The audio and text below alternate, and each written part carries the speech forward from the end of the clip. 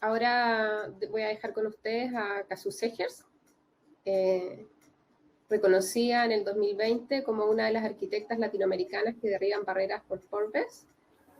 Propone un ángulo diferente de aproximación hacia la arquitectura en una búsqueda expresiva íntimamente relacionada con Chile, su territorio, paisaje y tradiciones. La tesis que inspira su trabajo es el hábitat leve y precario.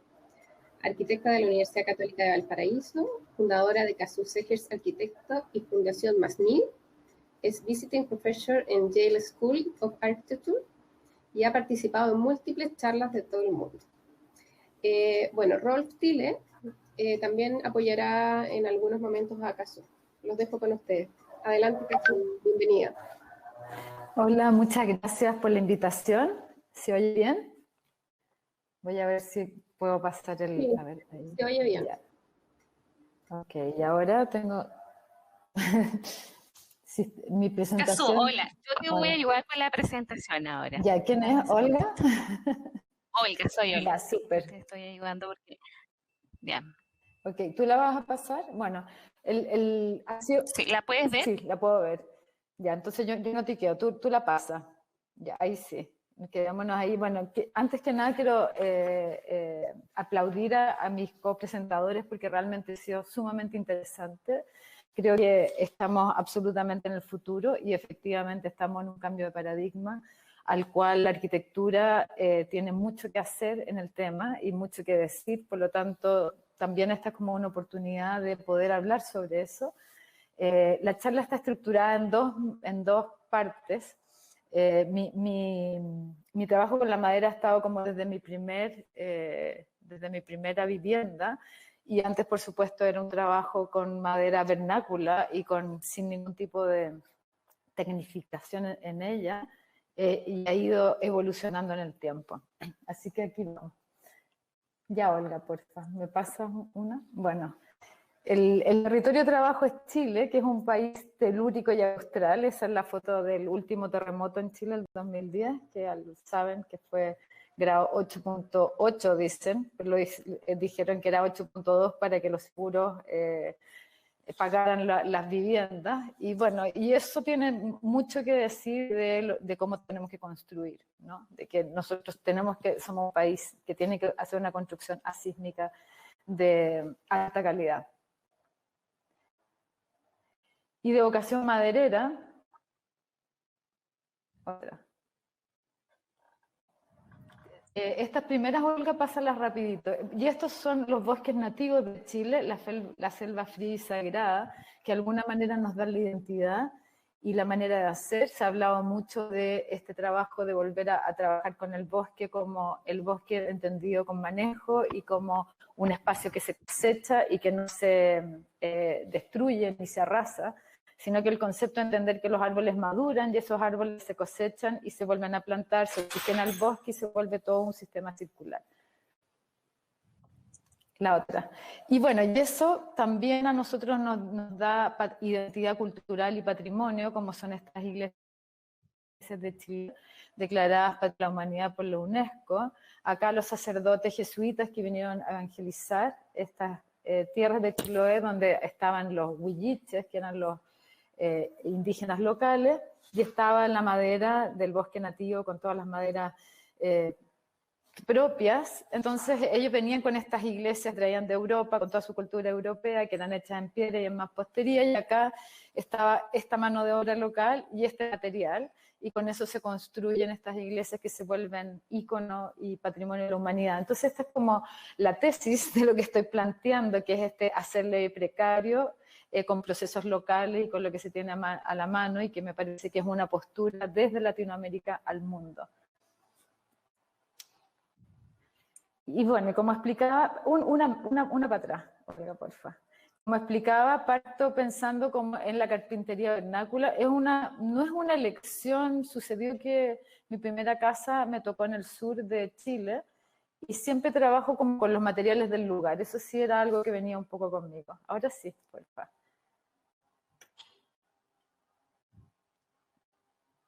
Y a partir de eso desarrollo esta manera de entender la arquitectura que está armada desde la palabra poética, que es un estado anterior a la forma que permite que la forma tome su propia identidad. No lo voy a explicar ahora porque no hay mucho tiempo, pero básicamente el proceso como de materialización de una forma es que viene un gesto que se enfigura y luego viene la forma. Es ese eje central que está ahí. Voy a mostrar esas 3 casas en esa línea, en que parte con la Casa Carla, que es mi primera casa. Perdón, esto no ¿hay un puntero? ¿Se ve el puntero? Ahí. ¿Se ve mi puntero o no? No. Bueno, no importa. Ya. La línea de arriba que dice de apertura es la Casa Carla, que es mi primera casa. Después la segunda se llama de síntesis y la tercera en pausa, que está hablando de que tanto lo que se abre como lo que se sintetiza genera un equilibrio y es como la obra madura. Entonces, lo que yo vi cuando armé esta tesis del territorio, que fue para los 50 años de mi escuela, en que nos pidieron que cada exalumno sintetizara en una hoja de oficio lo que había sido como su práctica profesional, y la mía fue esta, que fue súper interesante hacerlo, porque me di cuenta que, por eso se llama la tesis del territorio, porque tiene que ver con una manera de hacer en esta relación territorio-arquitectura. Las obras de apertura tienen que ver como con grandes territorios que hay que inventar posición en el lugar. Son obras sumamente complejas, y después viene la de síntesis, que se resuelve el proyecto arquitectónico en una sola operación arquitectónica, que serían un poco como la línea de estas tiny house o lo que mostró Gino al principio, ¿no? Como en esa tipología, que es como una vivienda mínima. Y por último, la en pausa, que tiene que ver con esto que explicaba antes, que son obras maduras. Entonces, la línea que va a mostrar es Casa Cala, la Casa Granero y el Hotel Tierra Patagonia, para entender eso. Y ahora sí. Y la Cala, que como expliqué fue mi primera casa, dale una más, por favor, que ganó el Gran Premio Latinoamericano de Arquitectura en la Bienal de Buenos Aires del 93, lo cual fue como un súper impulso a entender que realmente esta manera de pensar tenía un valor. Una más. Y básicamente lo que hago es armar una de vuelta, me faltó una imagen, acá. Ya, entonces aquí está el gesto, ahí. Gesto, figura y forma, en que el lugar donde armo esta casa son 30 hectáreas y decido ponerme en la cima de un cerro que justo cambia de curvatura y que hacia adelante tiene lo abisal, que es el lago, y hacia atrás la espalda en serenidad, que son las colinas. Hay 5 volcanes, por lo tanto quiero tener vista en 360 grados y decido hacer una línea recta que va a ser como un puente por donde va a caminar el dueño de casa y va a mirar indistintamente a estos dos lados, pero al mismo tiempo va a poder como recorrerla como en espiral. Y estoy en ese momento de dónde encontrar como el impulso del diseño, y tenía un ramo de calas, que es esta flor, en el escritorio donde estaba trabajando, y empiezo a dibujar la cala y me doy cuenta que es una línea recta por excelencia, que va del suelo que la nutre al sol que la alimenta, y se produce en ese movimiento que se curva. Entonces digo, ya, las curvas son rectas con velocidad, y era el tema que me interesaba en la arquitectura. No me interesaba una arquitectura gravitacional ni pesante, sino que una arquitectura ágil, veloz, efímera, en el sentido de que también no tenía que durar y volverse una ruina, sino que se puede deshacer y volver a la tierra de donde salió.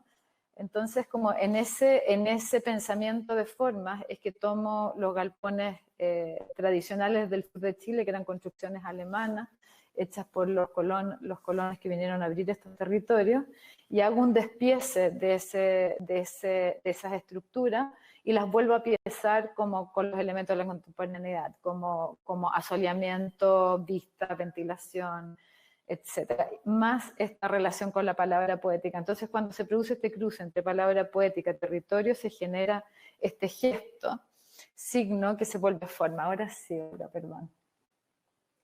Ya, y aquí está como la manera de recorrer, ahí están los estudios de la cala, en que vuelvo como a pensar que las nuevas formas plásticas están nuevamente en la lección de la naturaleza y en estos estudios, y ahí está la manera como se circula el balcón para la persona que habita en esta casa y que mire indistintamente hacia los dos lugares. Ya.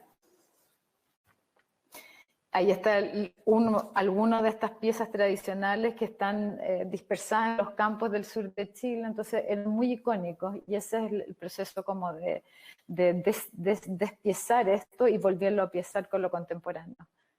Uno más. Que está ahí, ¿no? Entonces lo que se hace es como agarrar el galpón, despiezarlo y se vuelve a piezar con una construcción de entramado ligero vernácula, que es con la mano de obra local, no tiene grandes como elucubraciones técnicas en ese sentido. Una más, por favor. Y bueno, y esa casa, yo la llamo mi casa tesis, porque en la casa Cala es donde desarrollo como toda una manera de construir en arquitectura en madera en Chile. Mi segundo proyecto es este lodge familiar, también en Los Lagos, que se llama Casa al Fuego. Y acá hago muchos desafíos. En ese momento, este proyecto lo hice en el 95, y existía en ese momento, una más, Olga, por favor. La primera fase la hice en el 95 y existía en ese momento que era imposible hacer casas en madera redonda o que no tuvieran aleros, etc. Entonces como que desafié varios paradigmas a partir de la palabra poética nuevamente. Entonces acá se llama Casa del Fuego porque el lugar donde está se llama Carrán, que significa 7 volcanes. Y entonces la presencia del fuego estaba muy fuerte. Ahí también el primer orden familiar fue el clan, reunió en torno al fuego, aparece la ruca, y dije, bueno, si esto es un lodge familiar, es lindo que el centro de reunión sea el fuego, y de ahí se despliega el habitar. Entonces, de nuevo la idea está ¿cómo se llama? De la velocidad o de la cinética o la dinámica. Entonces entendí el fuego con la galaxia espiral, que es como esta bola de fuego surcando el espacio, y eso se traduce en las plantas de arquitectura. Esto se dibujó a mano, así que tiene mucho valor. Como todavía no existía la computación en ese momento, por lo menos en Chile. Y entonces está todo el centro del fuego y se va como desplegando estas elipses o alas para armar como el habitar de la casa. Una más, por favor. Ahí está el proceso constructivo, nuevamente entramado ligero muy simple, muy poca relación técnica, todavía no habían conceptos de passive house ni de eficiencia y bueno, era la manera como construíamos en ese momento. Una más, por favor. Y aquí vamos a hacer un recorrido por la casa, que lo que es muy atractivo es como estas formas curvas que se encuentran, está separado como en 2 grandes alas, en el centro, una más. En el centro están los fuegos y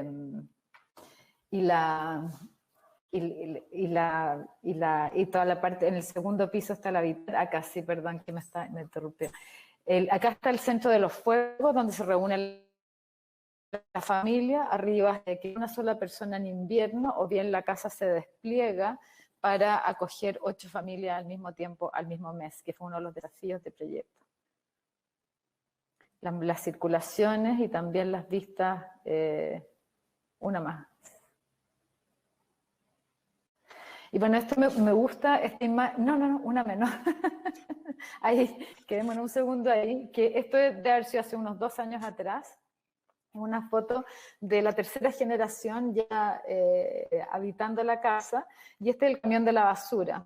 Entonces está esta cosa absolutamente vernácula con esta arquitectura muy contemporánea, y a partir de que viene la tercera generación, la casa se adapta a este nuevo uso y crece. Ahora sí. Y que es lindo, cuando hago el estudio de la galaxia espiral, me aparece esta manera de cómo las galaxias se van creciendo y que es igual como un embrión humano, y que se juntan una con otra y aparece una nueva galaxia. y es un poquito lo que hacemos para volver a ser como upgrade de la casa o como darle espacio a la tercera generación que ya vive ahí. Una más. Y aquí sí, esto es una renovación que acabamos de hacer, se le agrega lo de la derecha, es parte como de la nueva galaxia, es una cocina y un estar al aire libre que completa el espacio de la casa. Todo esto se hace con todos los principios de eficiencia térmica energética, se usa bomba de calor, incluso tiene un hot tub que se calienta el hot tub con eso, y se aprovecha el calor de la cocina como para mantener, para generar circulación de aire caliente. Una más. Ahí está, como la casa se vuelve a actualizar a partir de esta nueva mirada, pero mantiene el mismo espíritu fundacional. Aparecen estas terrazas que también arman aleros y techos en el espacio. Ya. Y algunos elementos interiores, este es como el rotor que conecta las dos partes de la casa, del edificio. Y por último, esta que es la cocina, que en el piso se ve la rejilla, que es la que está haciendo circular el aire y que aprovecha la bomba de calor, y la cocina a leña para esa recirculación. Es un clima bien extremo el del sur, llueve muchísimo. Se usa acá termopanel, pero todas estas ventanales se abren también como para producir ventilación natural. Esta no es passive, sino que es alta eficiencia energética o térmica, porque igual estamos siempre con el tema de poder usar ventilación natural y hacer y no mecánica. La que sigue. Bueno, este es un paseo rápido como por cómo quedó. Se aprovecharon todas las cubiertas de los techos que antes no estaban para generar un segundo estrato. Al final de esta cubierta está el techo del lugar de reunión al aire libre, que tiene un fogón, y arriba tiene un hot tub. Entonces se genera como todo un segundo estrato. Después, este es otro proyecto que viene después del fuego y es una ruralización en un campo de 1000 hectáreas en el sur de Chile, en un lugar que se llama Pucón, es un lugar de alto turismo. Y cuando se me encarga esto, el 95, una más, Olga. También aquí aparece cómo armar de este lugar un lugar y no un resort de vacaciones. Y entonces aparece este concepto de la ruralización, que es cómo desarrollo, hago desarrollo manteniendo un equilibrado balance entre medio natural y desarrollo. Entonces finalmente hicimos un estudio con un ingeniero en ecosistemas, y él, de ese estudio apareció que todo el lado de la derecha del lugar había un bosque nativo valdiviano en estado de conservación alto, porque no lo pudieron talar porque estaba en unos peñones, y eso se dejó como parque para la comunidad que se desarrolló abajo en 400 hectáreas. Yo recorrí el lugar como 3 días a caballo. Hicieron mínimas operaciones, ¿no? Como por ejemplo esto que es la portería, que es el ojo del portero que ve quién viene. Ese era un encuentro de caminos que estaba muy depredado, y simplemente por poner este pequeño gesto ahí, arma el acceso al mal lugar. Se minimizaron los caminos. Ahí está la portería, que es el ojo del portero. Una más. Y después, a partir de un galpón que había en el lugar, que también lo habilitamos como casa fogón, que es como un concepto mapuche de la casa donde se convoca y donde se persona, y toda la experiencia de ese galpón dio la tipología arquitectónica del lugar. Estas son las unidades de conquista, que es un estado intermedio entre, no es una carpa, no es una casa, sino que es cuál es la unidad mínima para conquistar un territorio, y son estos proyectos que además son la síntesis, ¿no? Les dije que le iba a mostrar la casa Granero, que es la de arriba, y no, en realidad no voy a mostrar esa casa, voy a mostrar otra, porque todas estas todavía están sin pensamiento de eficiencia térmica, si bien son como de alto valor arquitectónico y experimental. Una más, porfa. Y después apareció este concepto como de los galoft, que es el encuentro entre el galpón sureño y el loft americano, como la manera de organizar el espacio, pero al mismo tiempo toma formas muy particulares. Y en la última, que es la casa carpa, ya empieza como el concepto de eficiencia térmica energética, porque esto no está metido dentro de Cahuayucó, sino que está en el inicio del Parque Nacional Villarrica, bastante alto, que le cae mucha nieve en invierno. Una más. Así que voy a mostrar rápidamente esta casa carpa, que originalmente el techo iba a ser con la curvatura al otro lado, y justo ese invierno cuando estábamos diseñando se vio una nevazón gigante que rompió muchísimos techos, así que decidimos ponerlo en el otro lado. Está inspirado en la carpa, porque la familia que la encarga hacía todas sus vacaciones en carpa, entonces dije ya, qué interesante que tengan esta experiencia de vacacionar, la tengan en esta casa. Por otro lado, el loteo era como muchos loteos que se hacen en el sur, que saca un topógrafo, y el topógrafo simplemente subdivide un paño sin ninguna relación con el lugar, ni con los accidentes geográficos, ni con lo que está pasando ahí. Entonces, lo que hago es que con la casa construyo como los deslindes. Por eso tiene estos muros curvos en los bordes, una más. Que está ahí, ¿no es cierto? Ahí está como la explicación, ese círculo, ese creo que es de arriba, el que está explicando cómo la casa se autoconstruye sus propios bordes, y tiene que ver como cuando uno pone las manos así, cuál es la distancia que mantengo esa tensión. Una más. Y ahí aparece el proyecto. Y el techo como una cubierta ventilada, una más. Ahí está como el sistema constructivo, que está todo hecho con motosierra. Era un lugar que no había acceso a electricidad en ese momento, por lo tanto está todo hecho con un pequeño motor y a mano, o con motosierra. Los maestros del sur son muy hábiles con la motosierra. Acá está un poquito la explicación de esta cubierta ventilada y cómo le otorga eficiencia a la casa, y se calienta simplemente con un par de chimeneas a leña. El acceso y la vista hacia el lago, y tiene un pequeño río, así que la casa se abre como hacia el río. Una de las chimeneas se abre hacia los dos lados y mantiene más la estufa a leña, mantienen una buena temperatura en invierno. Está armada con termopanel, no con vidrio súper tecnificado. Y ahí acá viene como la obra en pausa, que es el Hotel Tierra Patagonia, que toda esta experiencia de trabajo de estas viviendas mínimas, unidades de conquista que hago en Cahuayucó, es lo que me permite finalmente hacer este proyecto, cuando llega la oportunidad a la gran escala, una más. Y que ha ganado muchísimos premios porque justamente en esta como relación con la palabra poética, el nombre del proyecto es Hotel del Viento, porque está inspirado en las formas que dibuja el viento. Si se fijan en esa foto, al frente hay como todo un sistema de lomajes que tienen que ver con la arena que trae el viento del glaciar, que en temporadas es entre 100 y 120 kilómetros por hora. Así que digo ya, el hotel va a ser una forma más de esta topografía, porque cuando llego a ese lugar y veo este paisaje increíble que son las Torres del Paine, digo, bueno, ¿cómo uno hace un edificio de 5.000 metros cuadrados sin invadir el lugar? Así que ese es el tema. Aquí aparece ya el hotel, que también está con todo el principio de aerodinámica para ponerle frente al viento.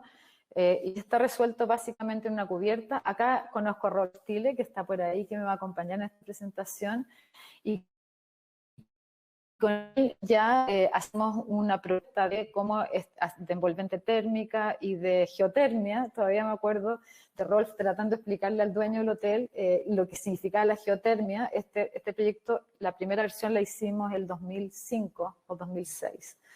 Y las ganancias que tenía con eso, y el dueño no hubo caso que se lo tomara en serio. Acá está, bueno, como estaba explicando, estaba entero resuelto en la cubierta, y la cubierta se hizo con diseño paramétrico para poder resolver todas estas setas que están hechas una a una, pero se construye a la ley precaria, que es con una pequeña grúa, y el equipo de obreros la va levantando en el lugar. Y finalmente eso es lo que le da como el carácter a toda la arquitectura. Ahí están las cerchas. Ahí está Rolf. Hola. ¿Tú puedes explicar, Rolf, parte de la aventura de lo que fue explicar, convencer de estas nuevas ideas a estos clientes? Sí, mira, yo no preparé nada. Ahora, ese proyecto se hizo en el 2005. Bueno, lo más interesante de todo, en el fondo, fue resolver todo el tema de la envolvente, porque por la gran estructura de madera, en el fondo, liberar todos esos puentes térmicos tiene cierta complejidad. Estamos pensando que en ese año, 2005-2006, hablar de aislante térmico en los muros, qué sé yo, cortando los puentes térmicos, era algo totalmente novedoso. Y más que nada eso. En cuanto a la tecnología, en fondo, es importante destacar, en fondo, que con la buena envolvente, hay que considerar que para ese clima hay que diseñarlo a menos 15, menos 18 grados Celsius, entonces las cargas térmicas son bien altas. Entonces fue interesante ver que con la mejora de la envolvente, esas cargas térmicas se redujeron en un 60-70% gracias a eso. Más que nada eso. Prefiero reservar mi comentario para los otros proyectos. Sí. En todo caso, lo hicimos tan bien, pero no el dueño del hotel, o sea, uno de los socios, no compró la cosa de la geotermia, entonces no tenemos enfriamiento en el verano y hay días de muchísimo calor en que se mueren de calor, la verdad, porque tampoco la ventilación natural es tan eficiente, porque como están estos vientos de 120 kilómetros por hora, no se podían abrir demasiadas ventanas. Así que ahí es donde está como la explicación de por qué es necesario calentar y también tener la posibilidad de enfriar por el sobrecalentamiento. Y bueno, y este es el hotel hoy día, de verdad que se ha vuelto como, porque cuando yo lo imaginé, bueno, quiero que sea como una especie de gran fósil varado frente al lago Sarmiento. Y ahí está el fósil o este trozo de madera que botó el lago.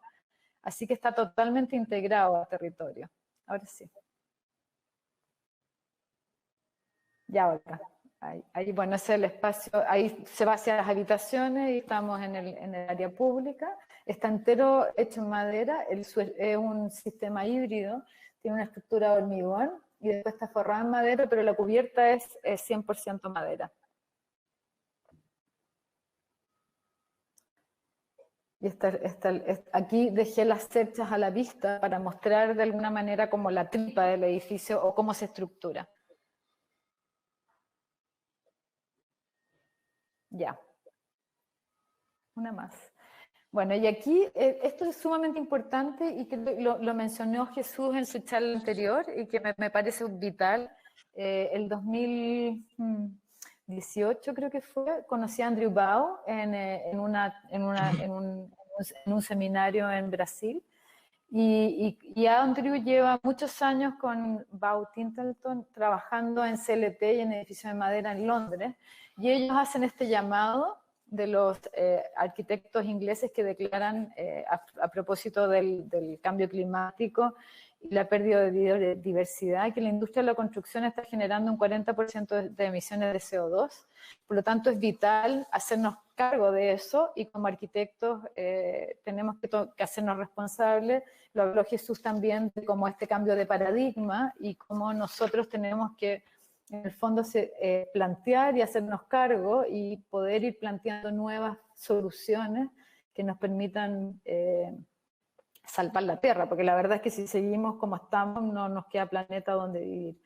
Así que la madera es realmente una respuesta, porque ya fue súper explicado antes, así que no voy a dar más.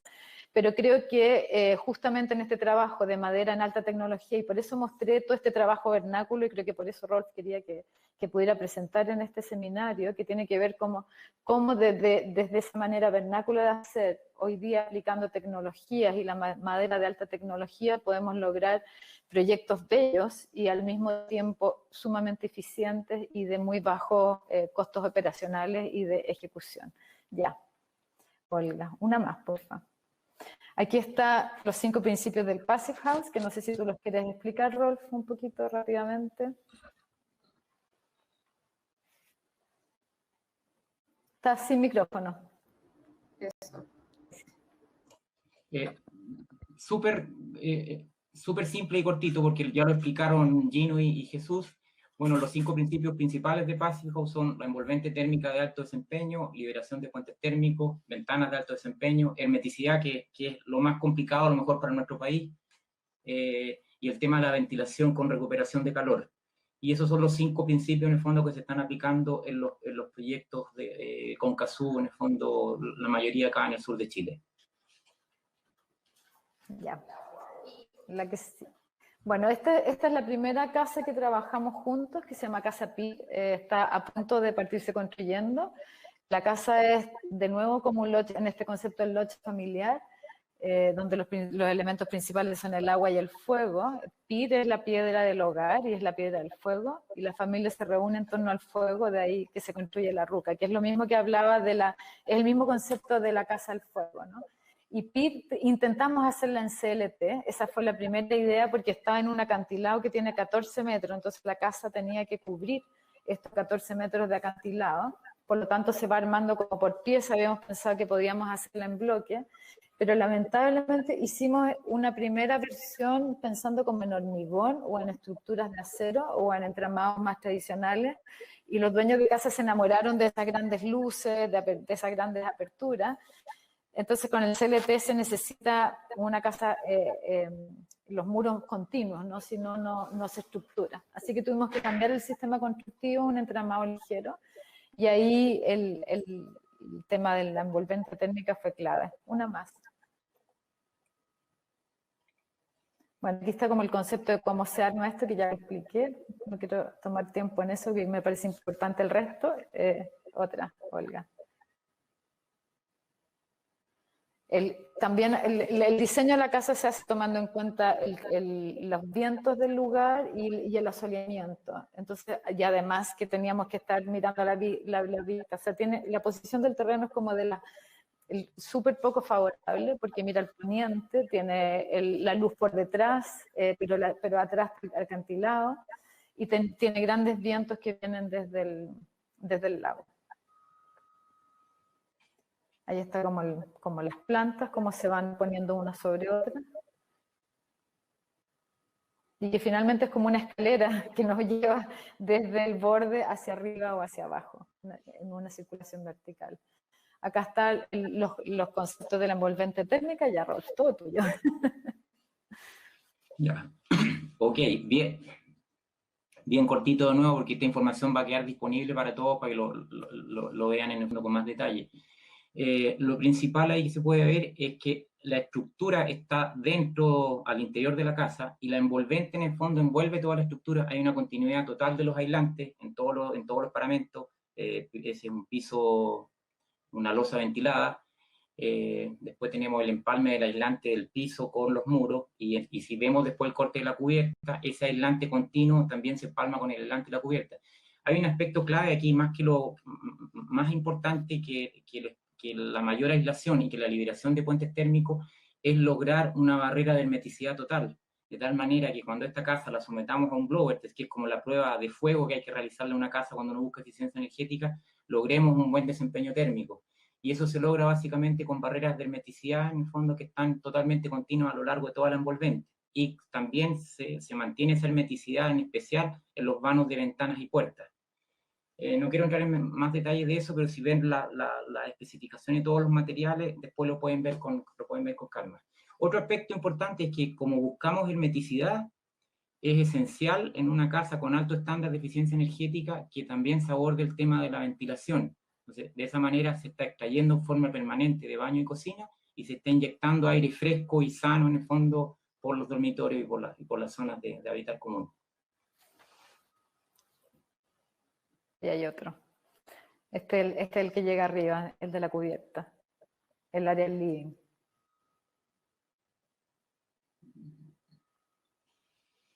Y acá estamos en estas dos casas que estoy trabajando con Rolf ahora. que están en Aysén, a un lugar sumamente remoto. Se llega, hay que tomar una barcaza y uno navega 1 hora y media y llega a este territorio. Las casas tienen que ser totalmente off-grid, autosuficientes, autónomas, y tiene un clima muy, muy extremo. Llueve, no sé, creo que de los 365 días llueve 300. Y tiene clima muy, muy extremo. Ahí está el lugar. Y la navegación que hay que hacer desde Puerto Aysén o Puerto Chacabuco, que sería el lugar de donde sale la barcaza, hasta el predio. Así que aquí el desafío fue como tanto el desafío arquitectónico era cómo armar una casa prefabricada con estos sistemas de tramado ligero y al mismo tiempo sumamente eficiente. Hay que generar la energía ya, por lo tanto el buen uso de la energía era fundamental.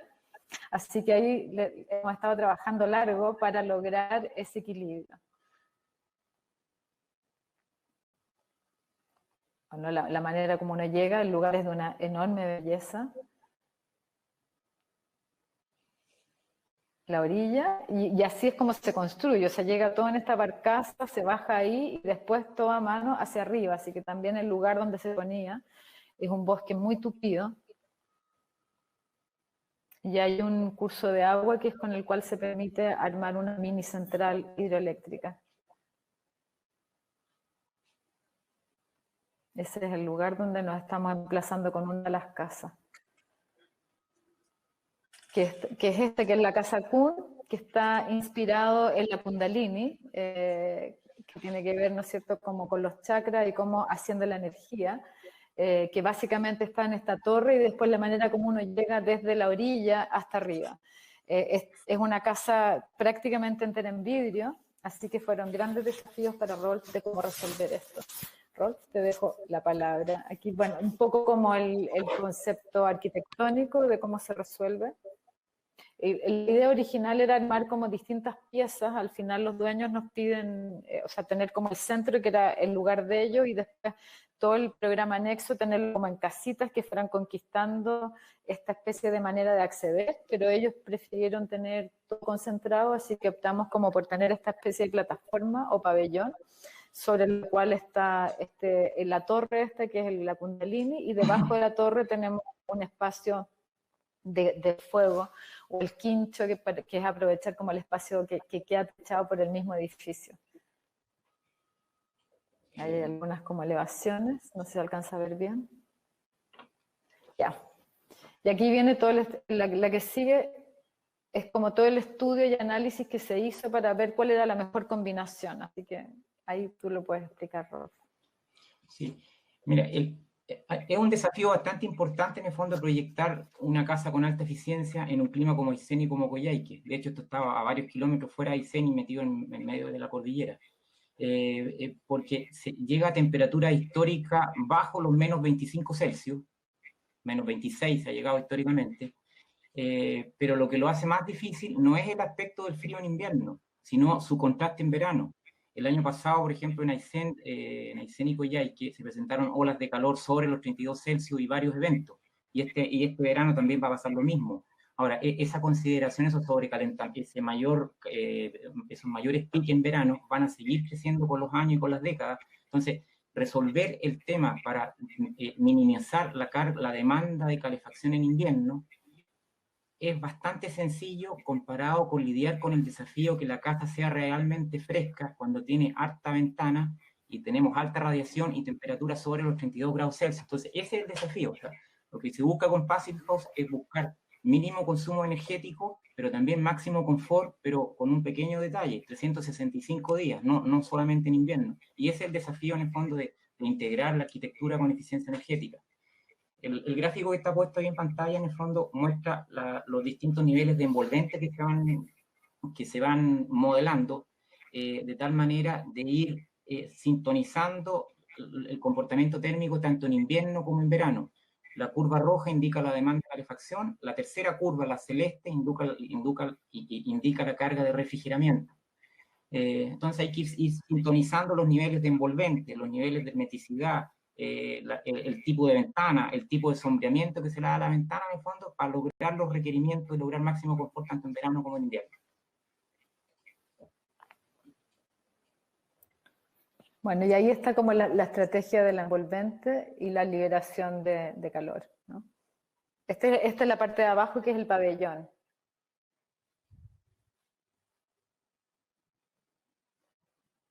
No sé si quieres comentar algo ahí. Bueno, de nuevo el envolvente va por fuera, sí. Esta información es mejor que después la vean ustedes con la especificación de materiales y espesores, pero ahí se aprecia el gran espesor de aislante de los muros. Hay una configuración de aislante en dos capas, un aislante continuo y después otro aislante entre la estructura de madera. La barrera de hermeticidad, se alcanza a ver una línea ahí con un azul más oscuro, que es la barrera de hermeticidad continua, que es el factor más difícil de lograr en la envolvente, ¿eh?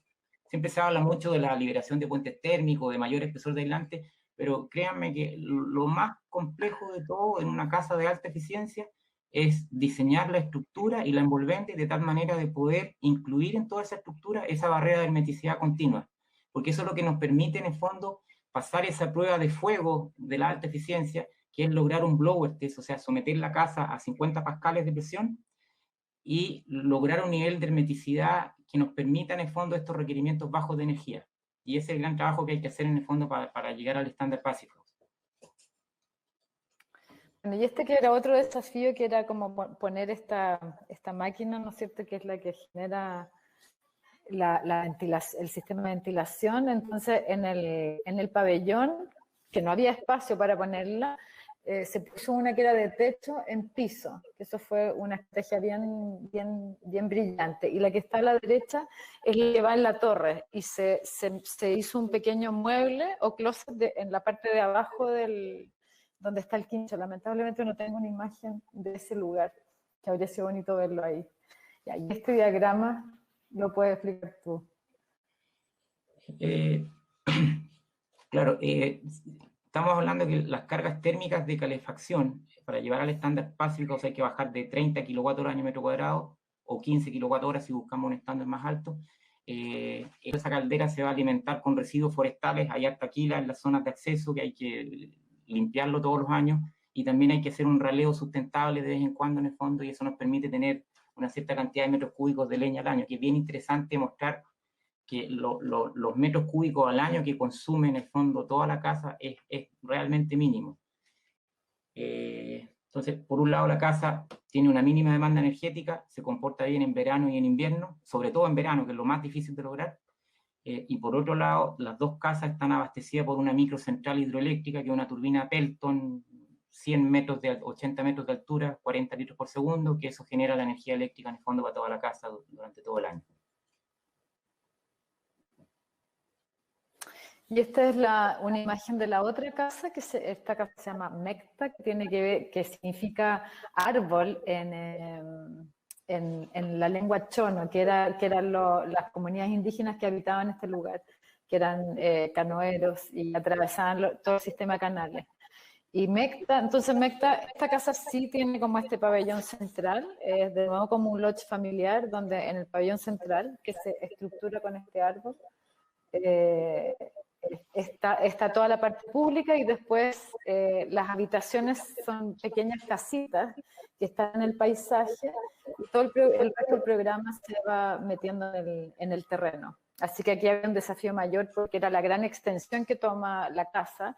Y el segundo desafío, o tercero, es que el dueño de casa quiere tener una piscina con nado forzado, en que tenga una ola que le permita nadar sin avanzar, y la dueña de casa se muere de frío, por lo tanto quiere que los corredores estén climatizados para llegar a las casas. Así que ahí estaba como el gran desafío de cómo equilibrar esta cosa que tiene que ser como una producción sustentable con estos requisitos un poco idealizados de los dueños, pero que al final hay que tratar de cumplirlos como uno puede, ¿no? Una más, no sé qué. Bueno, ahí está el concepto de la arquitectura, de cómo se arma con este árbol, y el árbol sostiene toda la parte del programa. Está de nuevo todo vidriado, porque tiene que ver, son como pabellones para estar en el paisaje, y finalmente lo que se quiere lograr con estas casas uno puede, dentro de esa naturaleza salvaje increíble, con unas vistas preciosas a los volcanes, al fiordo, al canal también por donde uno llega, pero también con el confort necesario que uno para habitar. Ahí se ve un poco como la distribución de todo este programa, incluye un gimnasio con el pabellón central. Y las vistas del edificio, como esta torre se resuelve también con un sistema de pilarización que la suspende. Por un tema también de facilidad de la construcción, se está tratando de no hacer ningún tipo de excavación y que todas las casas se posen a partir de unos reguladores que son los pilares que van tomando el terreno, porque el levantamiento topográfico fue imposible. El dron solamente mostraba la masa arbórea, así que un poco hemos tenido que ir corrigiendo a mano, a pulso. Entonces es importante una estrategia de cómo inventar un sistema de posarse sobre el terreno, literalmente. Ya, Rolf. Ya, a ver, lo voy a tratar de hacer lo más amigable posible. Se ven barras agrupadas en 4 grupos. Cada 4 grupos es un nivel de envolvente. El primero nos muestra, la barra roja nos indica la demanda de calefacción, que en el caso del primer grupo son 179 kWh año metro cuadrado. Eso sería la casa, el proyecto cumpliendo la normativa térmica para Aysén. Perdón, cumpliendo incluso el PDA que corre vigente hoy día para Coyhaique. Después vamos aumentando los niveles de envolvente. Si nos vamos a la penúltima opción, me falla un poco la vista aquí, ya estamos hablando de que la calefacción se redujo de 180 a 20 kWh año metro cuadrado, pero lo más importante es que la tercera barrita, la celeste, tenga valores bajos de necesidades de sobrecalentamiento. La calefacción se evalúa considerando la casa en invierno a 20 Celsius y el enfriamiento se evalúa considerando las casas a 25 grados en verano. Como tenemos harta ventana y tenemos pronóstico de verano muy caluroso en esa zona, hay que lidiar con ese desafío de lograr mínima demanda en calefacción, pero también un óptimo comportamiento en verano.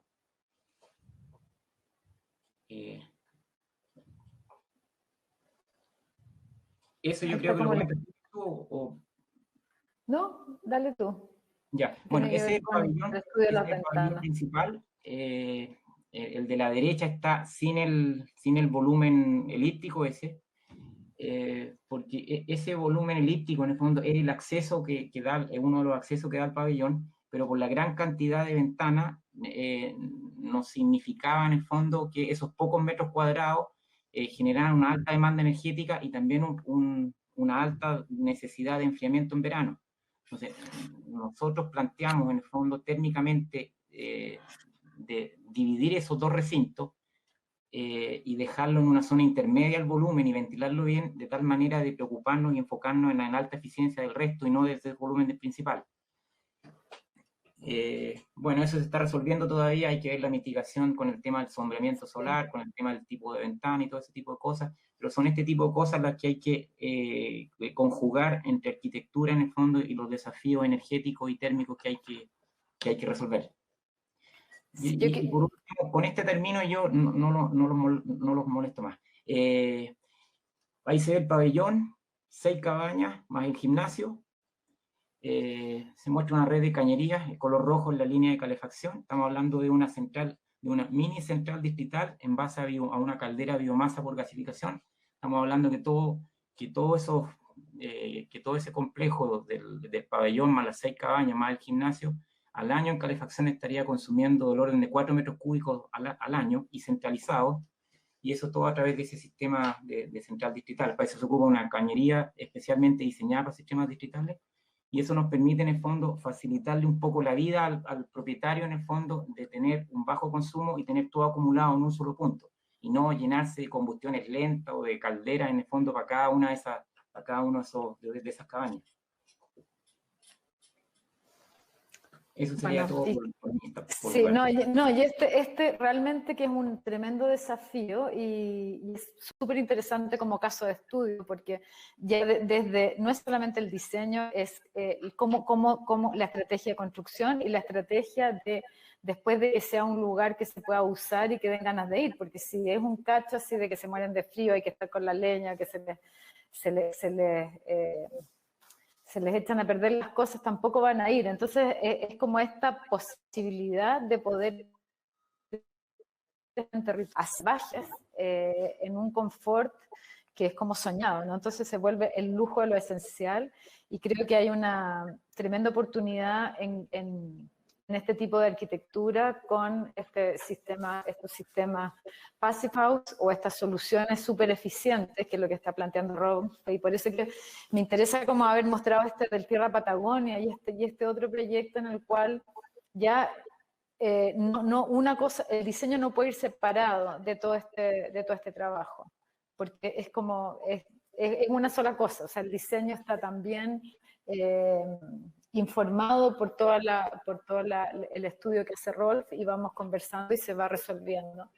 Y lo lindo es que no sacrifica arquitectura, sino que la arquitectura se vuelve más eficiente o más precisa. O sea, el avance de las formas de libertad, que serían desde de la construcción del siglo pasado, con sus formas libres, a estas formas que siguen siendo bellas y siguen siendo poéticas, pero son eficientes y sustentables, y que también es una cuota de belleza, ¿no? Que sean eficientes y sustentables y que permitan habitar sin estar con la hiperpreocupación de que la tecnología esté al servicio de uno como persona y no uno al servicio del sistema.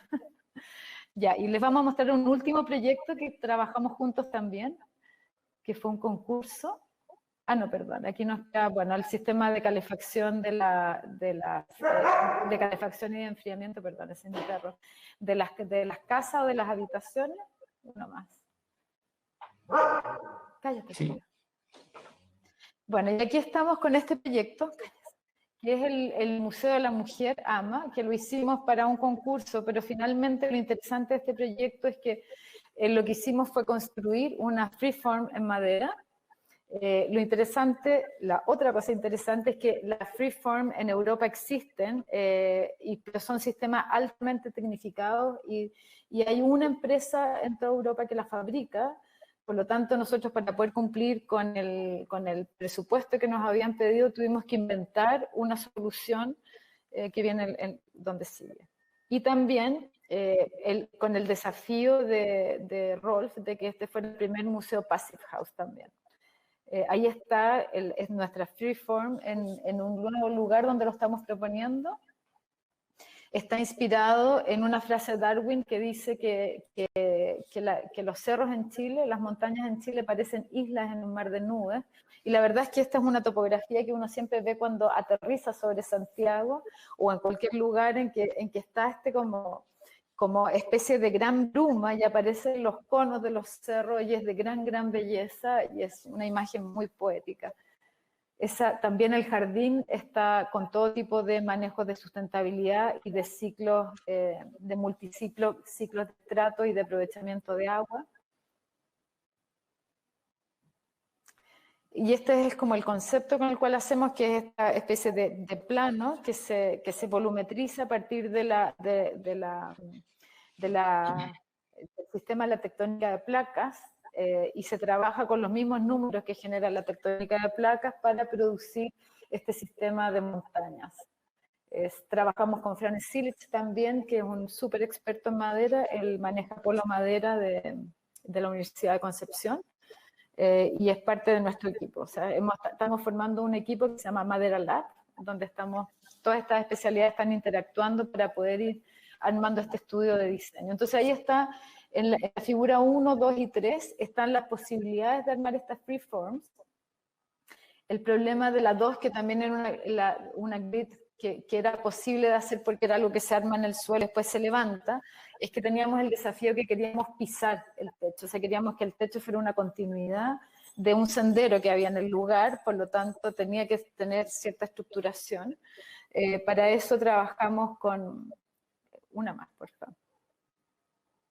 Trabajamos con una oficina de ingenieros alemanes, que son Nipper y Gelditz, quienes fueron los que finalmente estuvieron a cargo de resolver esta estructura, y se resolvió en estas especies como de casetones, en que son vigas en una línea de curvatura, pues el problema era la doble curvatura que generaba el manto de forma compleja o de forma libre compleja. Entonces, al resolverlo en una sola línea de curvatura, no perdimos el gesto de la arquitectura, pero sí lo resolvimos a nivel y a propósito de los terremotos en Chile. Y lo lindo es que esto se puede posar, tenías como 8 puntos de apoyo, no más. Es realmente una especie de manto de madera sobre unos puntos de apoyo muy leves, y también se puede ir adaptando porque al final es como una carpa que uno arma, una carpa de madera y puede tener distintos usos. Una más. Ahí está todo el sistema constructivo que no lo voy a explicar ahora. Y una más. Y bueno, y estas son algunas imágenes del resultado de esta solución. Nosotros hicimos un piso a nivel de tierra y después nos metimos dentro de la tierra en este terreno, y en el nuevo terreno había una gran presencia de agua, había un río subterráneo que aparecía a los 6 metros de altura, a los menos 8 metros. Así que eso se aprovechó para todo el tema de eficiencia térmica energética, que creo que viene aquí. Ya, esta es tu área, Rolf. Bueno, el estándar Passive House en un museo lo que se busca son las mínimas demandas en climatización, pero lo principal es que en este museo, en el fondo, estamos trabajando para postular a una categoría más alta que Passive House, que es el Passive House Premium. Eso significa que, por un lado, toda la demanda energética se lleva a un mínimo, pero por otro lado hay que generar en base a energía renovable toda esa poca energía que se necesita. O sea, sumando y restando entre la energía que consumimos y la energía que se genera, tenemos un edificio en el fondo que en forma anual no consume energía, sino que está devolviéndole energía a la red. O sea, por un lado, lo que consume es menor que todo lo que genera, y la generación sería en base a energía renovable no convencional por medio de plantas solar fotovoltaicas. Eso en forma muy resumida. ¿Cómo se utiliza el agua en el fondo? Por la cantidad de agua que está en napas superficiales. Tenemos una bomba de calor que comúnmente llamada geotérmica, yo le llamo una bomba de calor agua-agua. En el fondo utiliza como fuente de energía, tanto para el calor como por el enfriamiento, el calor que se puede aprovechar de esas napas en forma indirecta de las napas de agua superficiales. Importante también que el sistema de climatización es a través del piso, o sea, un piso de enfriamiento o de calefacción, y eso básicamente nos permite tener algo muy importante que se necesita sobre todo en las salas de exposición y en las salas donde se almacenan en el fondo todas las colecciones y obras de arte que se almacenan, porque tenemos que diseñar un sistema de clima muy especial que permita la preservación en el tiempo y por muchos siglos en el fondo de todas las obras en el fondo que se mantienen ahí y que van recorriendo museos a lo largo de todo el mundo. Eso es de parte nuestra, muchas gracias.